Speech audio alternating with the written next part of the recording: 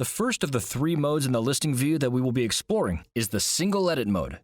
Single Edit mode lets you create or edit product listings and offers on your connected sales channels one at a time, and is a great way of becoming familiar with the requirements and options for listing on new sales channels. You can review and edit all applicable listing and offer fields for an individual product, select field settings and rules, and write and format values for description text and other fields that may be unique to that product. Using Single Edit mode is easy.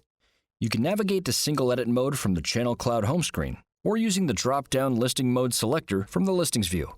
First, select which connected sales channel you wish to work on, then simply search for a product and select it to open a new window where you can view and edit all the applicable field settings and rules for that individual product. The required fields will vary between different sales channels, and those differences will be explored in more detail in the specific Amazon, eBay, and Google modules. When you are happy with your chosen settings, simply enable and hit Save to publish the changes to your sales channel listing.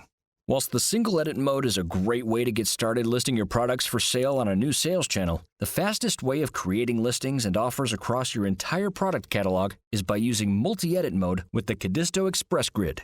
We will explore the Codisto Express Grid in the next video.